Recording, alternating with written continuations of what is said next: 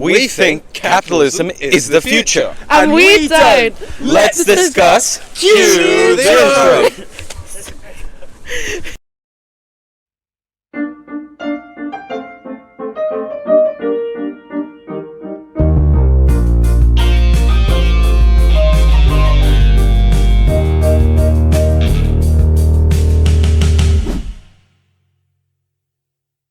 Hello everybody, welcome back to another episode of The Objective Hour. Your host for this week is the lovely me, Jacob Lang. Joining us today we have... Ava Hudson. Blake Cooper. And Elon. Returning... Oh, fuck, sorry. Returning to the show, our good friend, Elon. Today we're going to be talking about a hotly contested topic. Me and Ava will be representing the side of the debate who thinks that capitalism isn't the way for our society to progress in the future. And we have two people here who think the opposite. Lads, I'm going to start us off, and ladies, apologies. Thank you. I'm going to start us off with the question of whether greed is intrinsic to human nature. Because I think that affects how we then structure our society. Because in capitalism, greed is rewarded by low taxes and increased ability to exploit and make profit. And I don't think our society should be that way. I don't think greed is intrinsic to our nature. I don't think we need to reward it. I gather you have other views. Within capitalism, if you're not a greedy person, you have the full ability to not be greedy. You can donate to charity, you can work for charity, you can go into public service. There are a myriad of careers you can pursue that aren't based on greed. What capitalism does is it gives you the choice to pursue what's most important to you. So, for example, if you aren't a greedy person, then that might be the furthering of your family, or the furthering of your nation, or the helping the community around you. If you are a greedy person, you'll still have full right to go ahead and do what you want, as long as you're bringing value to the lives of others, which is how capitalism works. It's true, but that doesn't necessarily exclude the fact that greed is rewarded. You are rewarded and able to exploit people in order to make profit. That doesn't nullify my point. I will quote a great scene from a mediocre movie. Greed is good. The fact is that greed is our leading source of innovation and drive. It is not selflessness alone that makes people wish to create more efficient, more productive methods of creating goods and services. It is by consequence of this drive to profit that we actually have an increasing standard of living, as competition is mostly brought through by personal greed. It is in fact selfless approaches which oftentimes lead to ineffective and short-sighted methods of taking care of goods and services. I disagree with that. I think as a collective body of people, you'd want to harness everybody's skill set and their best abilities, and that would then create innovation. You do not need greed to create that. And I think the problem is not that some people aren't greedy, it's the fact that there are a few people who are greedy, like Elon Musk. They hog all the money, and then that has a ripple down effect, causing inequality for everybody else. Elon Musk is not hogging all the money. It's not a zero-sum game. He's created a tremendous amount of wealth through his lifetime, the creation of several companies that wouldn't be where they are today without him. He's not simply stealing money from other people. He's creating things that never existed before. He's innovating and finding ways of bringing new wealth Off into the backs world. of his workers. Let's not he has interrupt each exploited. other. Let's maintain a level of decorum. It would be fair most enough. polite. Now, on the topic of capitalism encouraging greed, when you are greedy, the only way you can make a profit is by bringing value to someone else. You can't force someone to buy something. The only way that you can improve your own personal wealth is bringing value to the life of someone else. And when you're bringing value to the life of someone else, I don't care why you're doing it. I care that it's happening. Someone's life is improving. Society as a whole is improving and the world's getting better. How can society as a whole improve when there are people stuck in poverty because of men like Elon Musk? Might I actually say, Musk is a great example of someone whose money is not stored away in a vault, being left to rot and accumulate. It is actually a well-known joke amongst, tech bros and such, that he consistently takes out loans for his daily shopping and groceries because he can't extract the money as it is invested. It is in portfolios. It is constantly being used to aid in the growth of several different companies. But he Didn't he use it as collateral in order to buy Twitter? He used his Tesla stock as collateral to buy Twitter, and that is not taxed at all. When you sell stock, it is taxed by its increase. But And- its value isn't taxed at the time before it's sold. well, no, that wouldn't make sense, would it? Also, when he's these investments that he's making, you could say, like, you know, towards people like Trump in election, he donated what, like 200 million to support Trump. That's not a good investment. That is not a democracy where you are putting money to promote a certain political figure. To be fair, that is the US's system. Plus, even with ignoring political biases and what he may prefer or not, Ignore that. it is more of a general problem of the US system that lobbyists are dependent upon. But A system that is heavily capitalist and thus allows. the alternatives are government subsidies instead, which require far more intervention.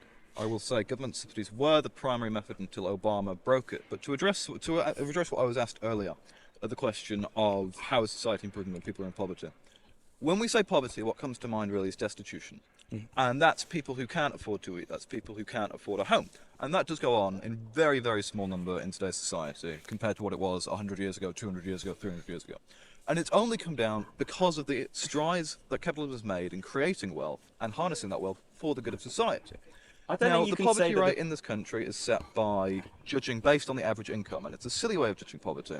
Because under 2017-ish, you had people who were under the poverty line buying the new iPhone, going on holiday, foreign holidays as well. Like, I grew up in poverty. I didn't grow up in destitution. I still don't think poverty, destitution. I don't think not being in destitution is a good enough bar. I think there's still plenty of people in poverty who would be adamant that their living status is not what it should be. I don't think you can quite just say that because they're not in destitution, that's okay, and therefore our system is okay. I will bring up an actual problem with most welfare states nowadays. The concept of a poverty ceiling. Essentially, if one cannot find a job that pays sufficiently, it is actually better to stay unemployed and destitute than to work due to things such as taxation, the amount of time is required for work. That's not really what happens. It is. Are we talking about Scandinavia? Scandinavia. We were trying to speak more in the regards of the UK, since But this Scandinavia is a heavily quite, socialist country. It's got a very robust welfare state, and yet it has a GDP per capita of in the 70,000s. It has a Gini index of around 0.28, which is incredibly low. There's incredibly low inequality, but and high taxation, but people are still productive. People still create income. If you try and tell me about natural gases and the reserves that they have incredibly, relative to the rest of the world, quite minimal. It's only really Norway, I think, that has a large natural gas reserve, and still the other countries have GDPs of in the region of 70,000, despite having high taxation. So with the example of Norway, the average household income is, once you adjust for cost of living, is pretty much similar to the UK, which, considering, as you say, the amount of natural resources they have, is quite shocking. Considering they are an advanced first world economy, with all those resources, it should be considerably higher. A very than ours. robust welfare system, which means They do, and as a result, they have a lower standard of living, and people don't have the basic have a lower things that they standard of do. living. People No, don't they have don't. basic things like cars. I don't know the specifics of that, but people do have a very good healthcare system. They have a very good education system. Their prison system is remarkably good. There's no limited reoffending. These are all feats of socialism and the rewards of socialist policies. Norway has explicitly asked to not be called a socialist country several times over. You can still have capitalist things that have socialist ideals, though. Just said it's a victory of socialist countries. Socialist Norway is not a socialist policies. country. And their policies arguably are not socialist. They are either state capitalist or mixed market, depending on your definition.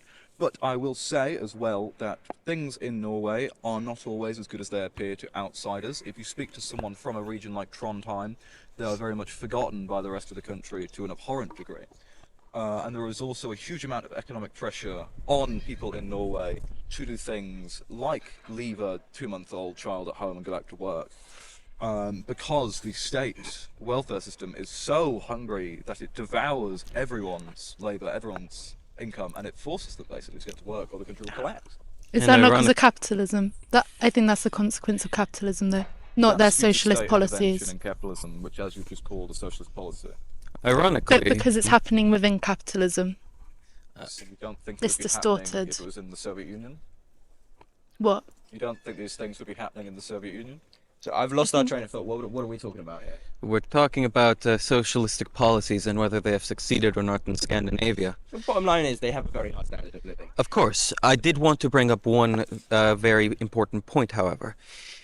There is a good video on YouTube, which I would recommend people look up, by a creator called Thomas Sowell, who actually goes over the deregularization of Scandinavia over the second half of the 20th century. In fact, Scandinavia was very close to what you would consider a state socialist society back in the day. However, it actually greatly inhibited this great economic prosperity which you so praise it for.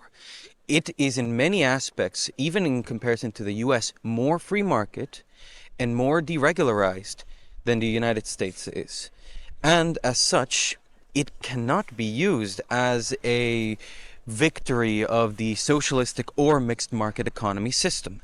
It is simply a separate hybridized form which has shown some effective results. Could you outline the deregularization? Because I sort of need to know a bit more what you're talking about to... Absolutely, though this is not purely on the Scandinavian front, and we have plenty more to discuss. I do believe that several aspects, such as the abilities for maternity leave, which we mentioned beforehand, were greatly changed, which unfortunately seem to have had quite a bit of cultural results as well, but also just the aspects of union power, and I believe that one of the bigger results was also simple market deregularization in general. I will have to apologize for not fully being able to recount That's the okay, entire I- video, Listen, we're not... You know. of course, but there were several aspects, hence why I'd recommend the video to those who are interested. Okay, well, I'll look into that. I'm not 100% sure then. But from my point of view, they still have a very high tax system on the highest earners in their society, and it's used to fund a robust welfare state that gives people a good standard of living. I don't think you can really dispute that. Let's move on. I will say, Norway is in, what is it, 60% of Norway's budget comes from taxes on a single oil company they own? That's So- just Norway, though. Also, oil makes up 20% of their total GDP, and also that's just Norway. That's There's also 20% Finland, GDP, not Scandinavia. budget. There's Finland, Denmark, and Sweden, all of which are not massive possessors of natural gas and still have very high GDPs. Anyway, let's talk a bit earlier about the idea that greed is intrinsic to our human nature. We didn't really sort of get to the area I wanted to talk about. I was sort of more asking the question of, do you think we are naturally greedy? Because my argument would be that human nature is not intrinsic and it's only affected by the environment around it. You know, in the 1300s, the social convention was, in the Mongol Empire, was to rape and pillage villages. That doesn't necessarily mean that raping and pillaging is intrinsic to all of our human natures now.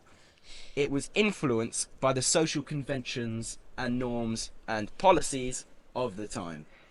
I'd argue that today we live in a system that in which greed is the convention, greed is encouraged and rewarded, and thus people are greedy. You're so close to saying we live in a society, but would it not be more appropriate to simply say that different tendencies of human nature are, well, revealed as society evolves over time? I don't think we need to greatly discuss the fact that humans are born intrinsically selfish, greedy, and, well, self-serving. It is important as babies to do so, otherwise we would starve and die. And as much as society attempts to civilize people, as the role of the parents is to make sure that we're not pure barbarians by the time we are alone in the world, it does not change the fact that it is natural and therefore intrinsic to us to have greed. Should we overcome said greed for other issues is something else, but humans are naturally greedy. I think this point has been greatly manipulated by thinkers of the past. For example, Thomas Hobbes, he says in The State of Nature, we're naturally greedy, life would be, nasty, brutish and short. I don't know how you can kind of theorize about this time, like how Rousseau says that Hobbes is coming from a point of our society now, our system now, a capitalist system, and therefore you cannot fully theorize what life would be like without that, because you can't remove yourself from it. Without capitalism, there would be no need for greed, because you would just work together and cooperate. Capitalism promotes greed to people, and therefore it's not a natural tendency. Hobbes didn't live under capitalism. Hobbes lived under a mix of feudalism and mercantilism, as opposed to capitalism. But on the topic they're along the lines of... Well, they're not. Well, not really. At no point in capitalism do you, because of the land you own, do you own any sort of people. That's just not how capitalism works. Yeah, but it promotes a hierarchy, capitalism, yeah. Okay, so does socialism. Look at the party. Anyway, back onto what I was saying. On the topic of human nature, and how it has been manipulated by society, we've had many socialist systems around the world. We've had China, we've had Soviet Union, we've had Cuba.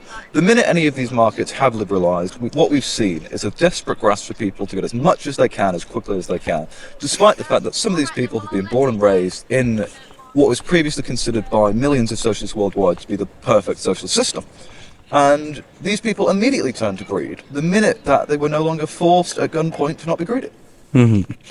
And one could say that the general lack of incentive to drive, well, it actually shows in the fact that socialistic workers are oftentimes far less productive than their capitalist counterparts, which is very argumentably because there is no drive for that greed. Just because one cannot act upon one's greed doesn't mean it doesn't exist.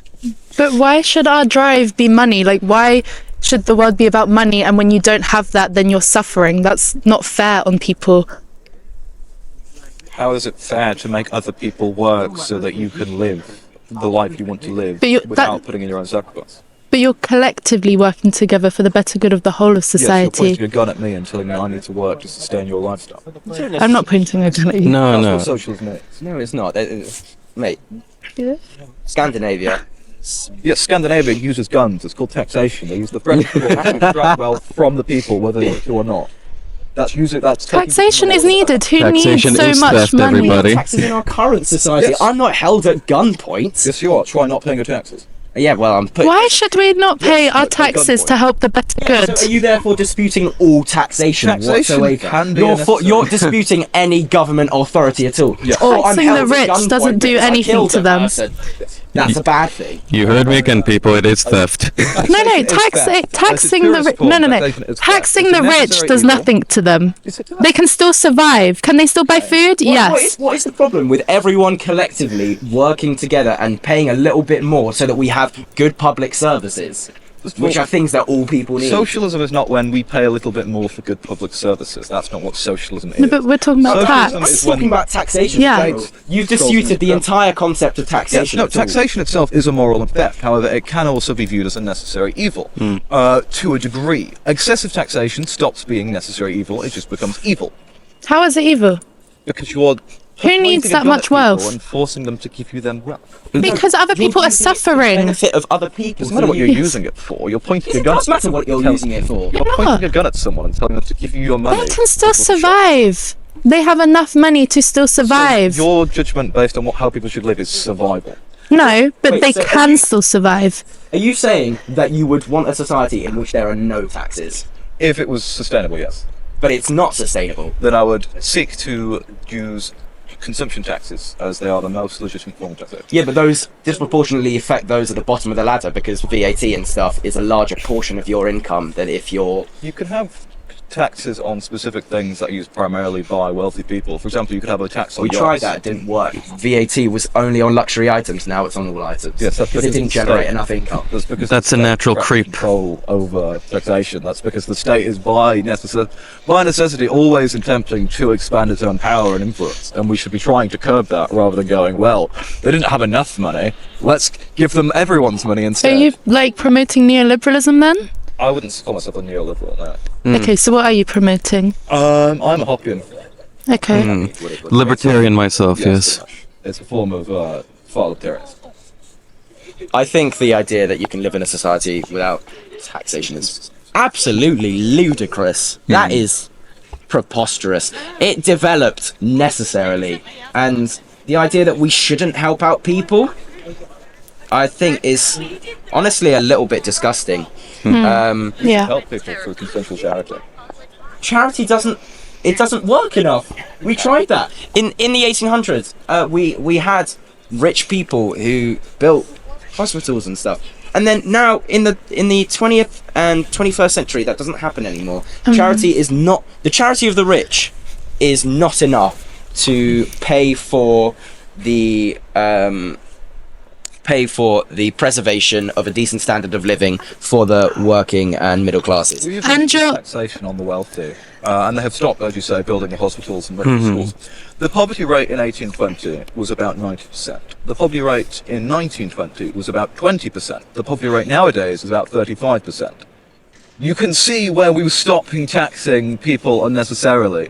It's the bit where it was at its lowest point, where everyone was better It's off. not There is unnecessarily. There was a lieu of other historical and social context around that. You can't just reduce that to that. And also your point about charity, you think that humans are greedy, so why would the rich ever give to charity if they're greedy? I think some people are greedy, but ultimately, as we saw in the Victorian era, if you properly cultivate society, people have a sense of duty of belonging to their nation and of seeking to help their countrymen. You've And just I said think that human nature trumps what a society presents to the ideas of a society. To be fair, this was mostly my argumentation. Well, I don't think people will give up 100% of their wealth, but you see with individuals like Rockefeller, when they had an insane amount of wealth, what they did was they felt that this should be shared with their countrymen, and they began to do a lot of philanthropy, and this happened all throughout the Victorian era. Why not Might I? rely on the why not rely on the goodwill of someone, which is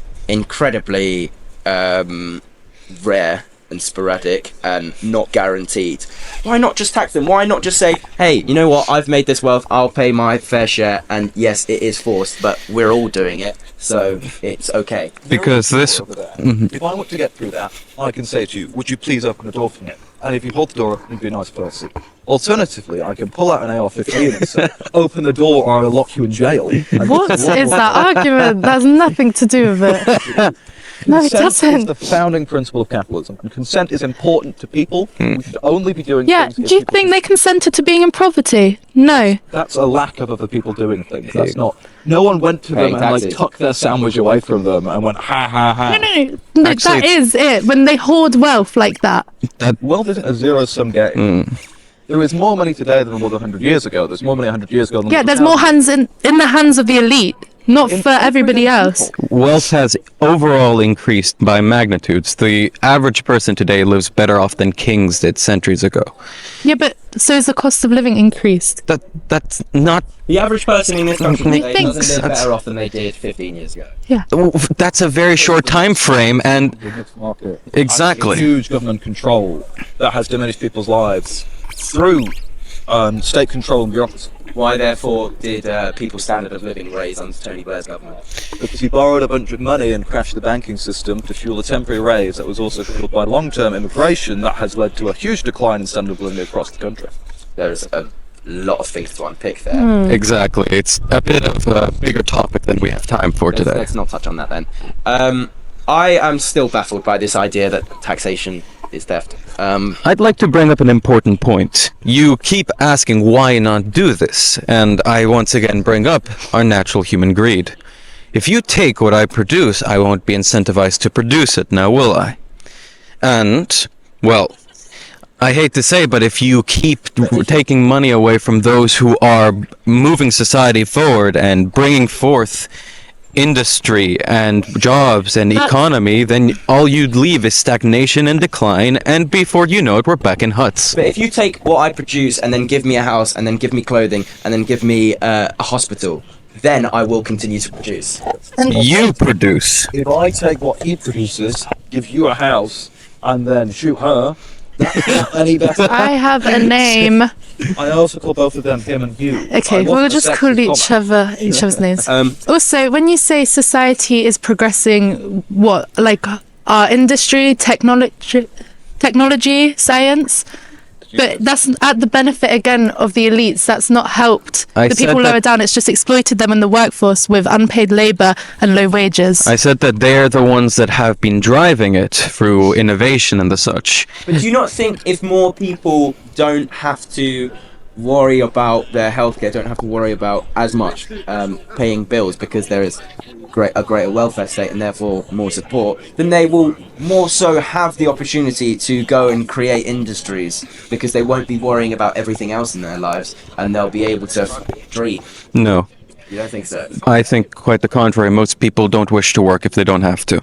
They'd reduce their hours, and usually, as much as it sounds terrible in regards to humanity speaking, they'd probably focus more on themselves and do something else with their lives, which, again, it's not a bad thing, but it certainly is not industrious. But they would do something that they felt passionate about, which is important. You could use people's skills to the maximum in order to benefit the whole. I'd like to bring up a meme, if I might. Have you heard of how one can dream of socialist utopia until the AR's pointed at their face and they're told, you're not allowed to be a poet, we already have enough of those, go into the mines. The problem is that most times people have very common dreams, and oftentimes this leads to an oversaturation in some areas, undersaturation in others, and overall in productivity. There has been a study done on UBI in California where people were given, I think the numbers were $10,000 a month, $1,000 a month, and $500 a month. And it found that the people who were given this wealth, that, you know, they hadn't created themselves, it was just given to them by an entity, they cut back their hours in work, and it didn't go towards something like self-improvement. It went on leisure. They greatly increased time spent on leisure. Rather than any sort of productivity. So they lived. Did that make happier? Yeah. They were happier at the expense of this tens of thousands of dollars, which had to be created by someone else. And while it was done for this experiment, which is voluntary, if it was instead done by forcing other people to live a life of serfdom, then I think it would be quite unjust. I don't think you have to get that money from forcing other people to live a life of serfdom. I think you get that money from taxing the people who reap the profits of not paying their workers enough. There is not any entity in this country that can afford to pay everyone living in this country £10,000 a year. Listen, 10,000 is exaggerated. You need at least £10,000 to live above the poverty line. Yeah, no. But you can make that.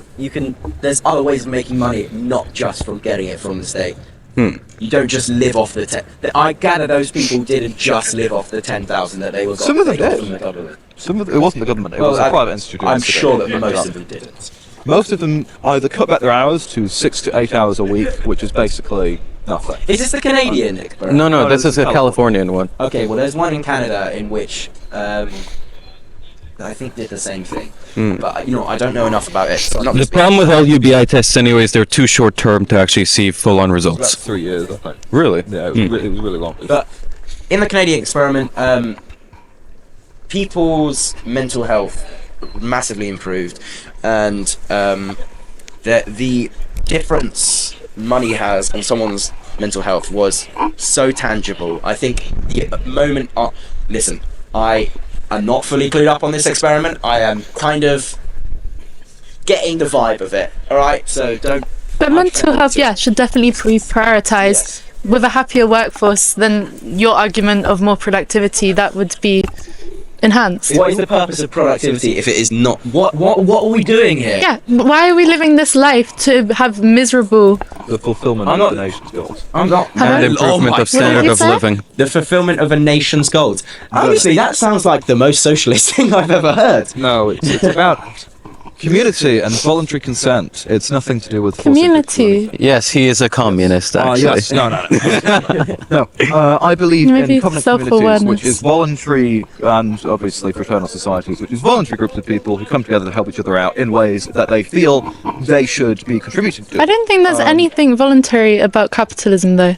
What? If you It want is to- built on voluntary exchange. Yeah, You want but to not live in for a field poor and found people. a They're commune forced under to work. capitalism, right? But it's just a really shit life. It's a really shit system.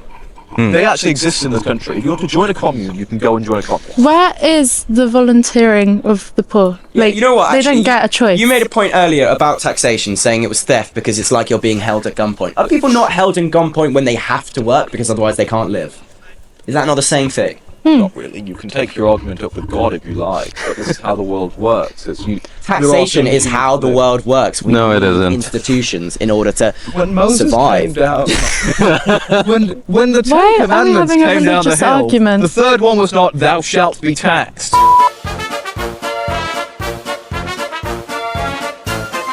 Taxation is not Okay. inherent to the world; it's a social construct. Food is not a social construct. If you don't have it, you will die. Yeah, which the poor are dying. Yeah, people die of preventable illnesses because our healthcare system is so poor because we Yes. don't have enough taxes. That is But, actually a big argument for another time. We can discuss that. You can being do a that when you chicken don't want to make that argument. This is capitalism's fault. Yeah, it is. The UK is one of the few countries in the world with single-payer healthcare systems and are renownedly bad for it. We can talk about this another time. No, we talked about that Okay, last time. next Exactly. week. Okay. The next talking point I have comes from an argument made by Dr. Richard Wolff, who is a famous communist professor. Okay, so the argument goes, listen, I don't 100% agree with this, I just think it's interesting and I want to hear you two's views and probably yours as well. Not probably, of course I want to hear your views. Thank you. But it's kind of like your How side, so I get- exclusionary, I despicable. still support it. Okay. Anyway, cool. the argument goes, Throwing a bit ill. yeah, me too. I'm sick of this communism. So go on, The please. criticism is often levelled at communist countries that they killed a lot of people. Over 100 million. Yes, 1000% true. Don't dispute that fact at all. However, we rarely take into account and throw the death toll argument at capitalism. Because you can look at events like World War One, European colonialism in the 19th century. What's happening in Gaza? What's happening in That is Gaza? Well, I don't- capitalism? Let's not discuss Gaza. Like it's Oh it's yeah, been what's discussed. What's happening the in Gaza? prominent What's example happening right in now? Gaza? What's Yeah. happening in Gaza? A ceasefire. Like No, but But, the last 2 years. Yeah, but But that we're hasn't talking stopped economic killing. systems, please. Anyway, that's what I'm. let me speak. Okay, so these events killed a lot of people too. World War One and World War Two, I think both can be not reduced to, but definitely the fuel of the fire was capitalist expansionism. that is Marxist Lens 101. All war is not due to market expansion and conquest. But are you done presenting his point yet or not? No. Please finish. Okay.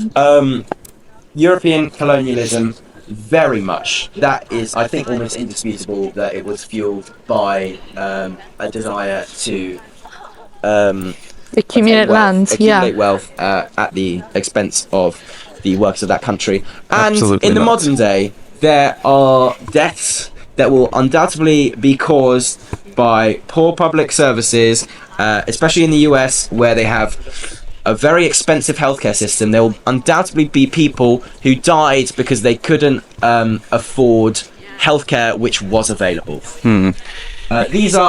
This death toll, I'm presuming, listen, World War One and World War Two, massive death toll, European imperialism as well.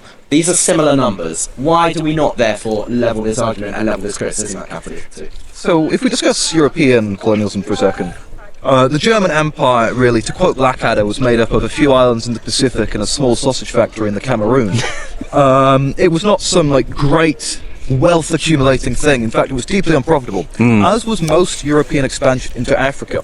The only reason the British Empire expanded into places like Uganda and Kenya wasn't because, there's a lot of wealth being made there. We actually ran a huge loss on all of it, except for the Sinai and South Africa. Why, therefore, did we take over diamond mines in Kimberley? Power projection and several other things. Why Britain took over such a large swathe of Africa was so France couldn't do it, and the main reason France wanted to do it was so Germany couldn't do it. Basically, everyone just wanted a huge bit on the map that had nothing to do with the resources. Hence why they fought battles over empty deserts in the Sudan. And to then address the start of World War One, the tensions weren't caused by colonial empires. In fact, there was actually a deal to not fight in Africa, which the British went on to violate. But it was caused by superpower tensions that would have happened regardless of the ideologies of the various states within them. It was caused by the tension of Germany against Russia due to its expanding population, its growing industry, and its industrialization.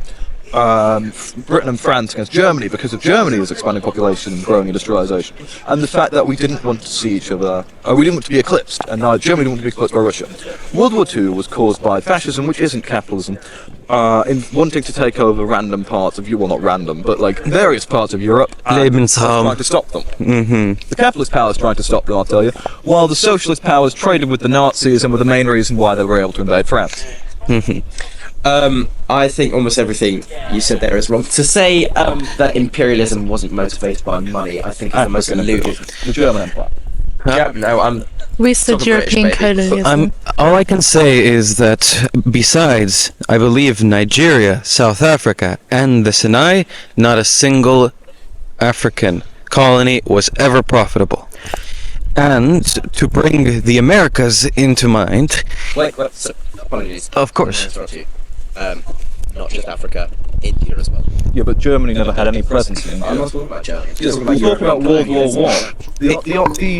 I'm talking about Austria-Hungary and Germany. One of the points I mentioned. Presence in India. One of the points I mentioned was European colonialism. I then, in addition, said the deaths of World War One and World War Two. Should we also say why we think that colonialism was caused by capitalism? Okay, well, for my opinion, capitalism has caused colonialism because capitalism, you thrive off having a hierarchy, and at the top you need power, right? To be at the top you need power, yeah? Sounds like feudalism, actually. No, but I think that interlinks. Yeah. Having this power in that time meant having more land, having more influence over other spaces. Therefore, it was influenced, and by competition, so in a realist ideology as well.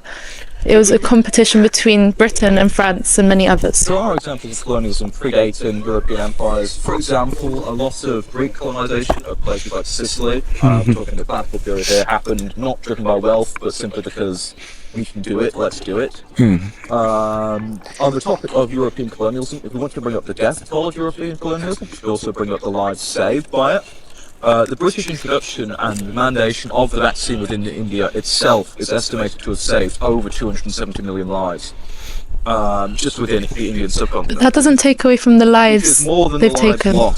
Which is more than the lives lost to all colonialism, more than the lives Those lives were still lost though. That's still a life. It's not just numbers, that's a life. It's not about the numbers. That there was people Yes, who died. But obviously. we can't say, look at all these people who died, and then ignore all the people who were saved.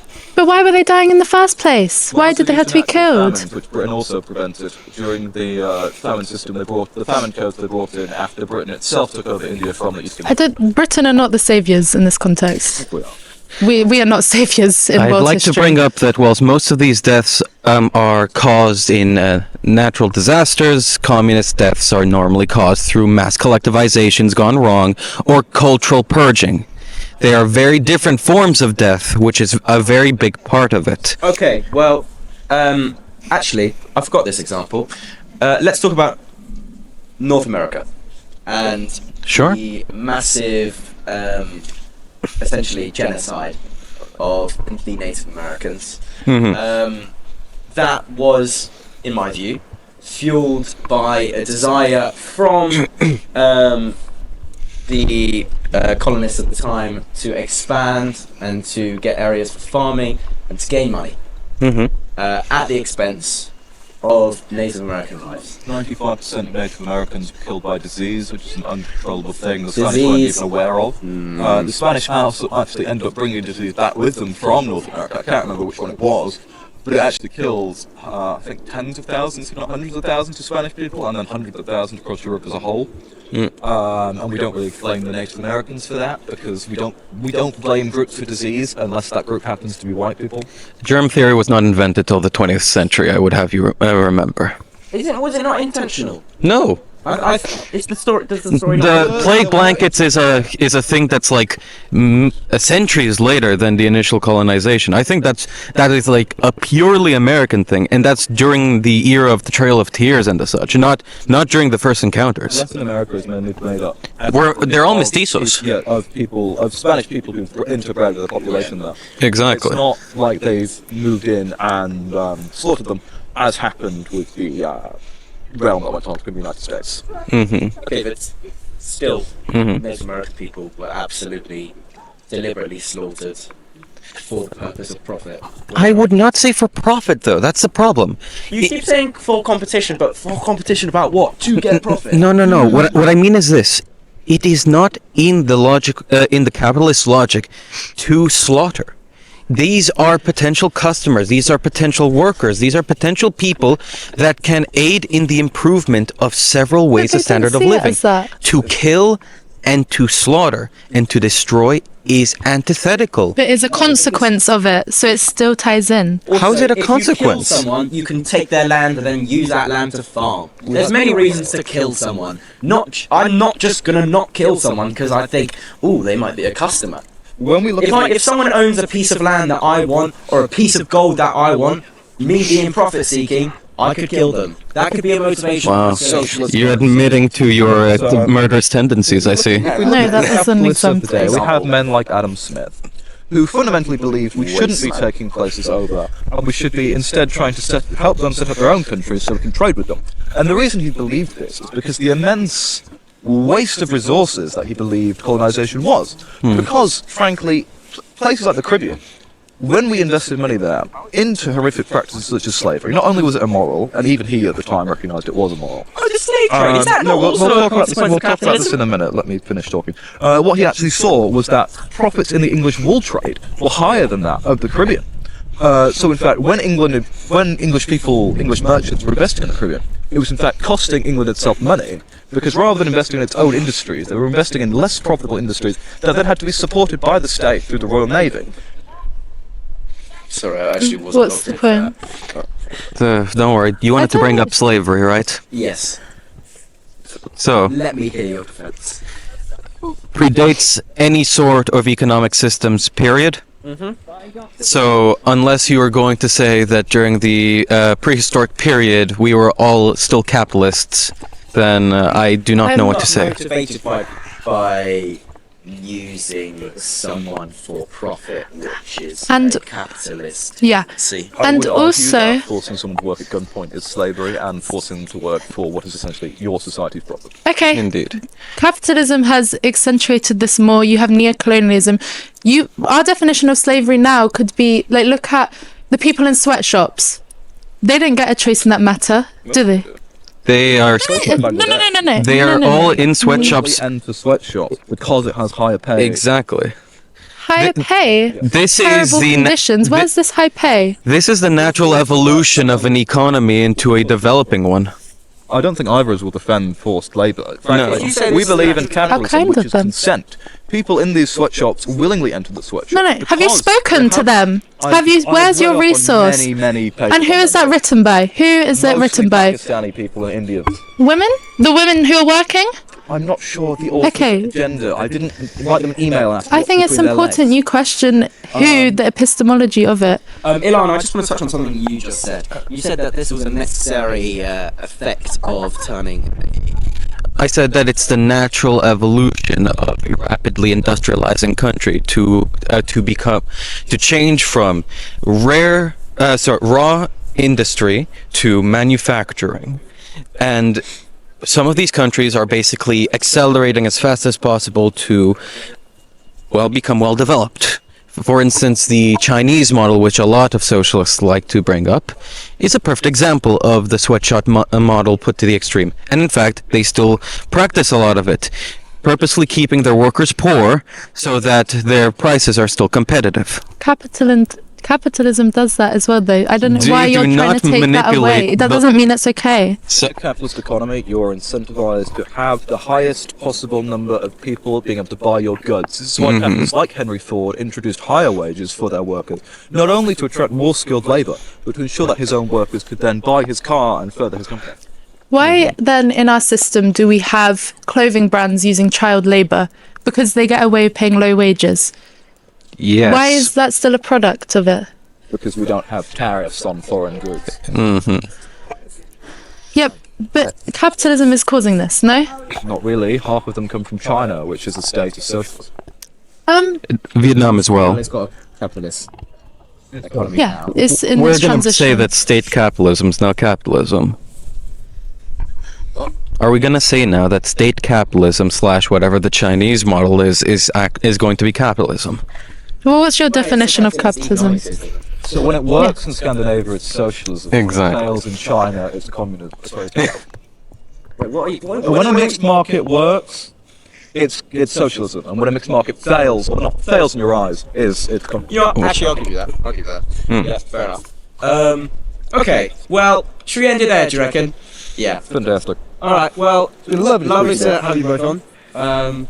I believe we've caused plenty of controversy today as well. I mean, You can I just have, reiterate, you have. The no taxation thing was outrageous. Yeah, that's a disgusting Unbelievable. cupboard. Taxation of theft.